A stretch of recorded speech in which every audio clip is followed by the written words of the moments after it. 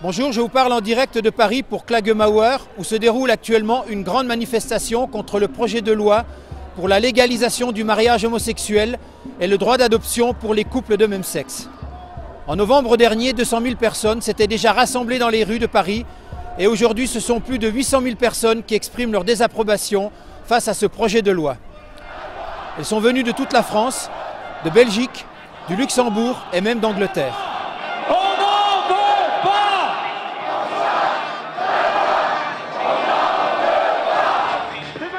C'est le collectif La Manif pour tous, regroupant une trentaine d'associations, qui a organisé cette manifestation. 1500 bus et 7 trams spéciales de TGV ont été mobilisés pour cette occasion. Ici, il n'est pas question d'homophobie comme certains le laissent entendre, puisque plusieurs associations homosexuelles sont également présentes. Ce projet de loi très controversé sera débattu à l'Assemblée nationale à partir du 29 janvier 2013. C'est avec ces mots que le président de la République a présenté cette proposition de loi le 7 novembre 2012. Je cite : « Le mariage homosexuel et le droit à l'adoption pour les homosexuels ne sont pas seulement un progrès pour quelques-uns, mais pour toute la société. » Fin de citation. Là se pose la question, de quel progrès parle-t-il ?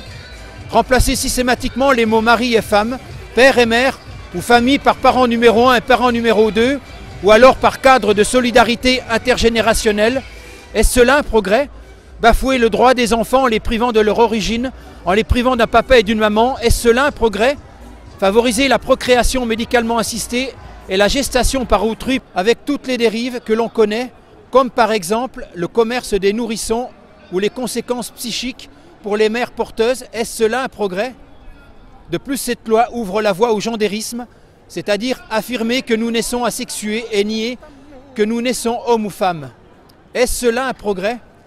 Beaucoup de citoyens se posent également la question de savoir pourquoi le gouvernement en fait une telle priorité au regard de tous les problèmes que la France aurait à résoudre. Que se cache-t-il derrière cela ?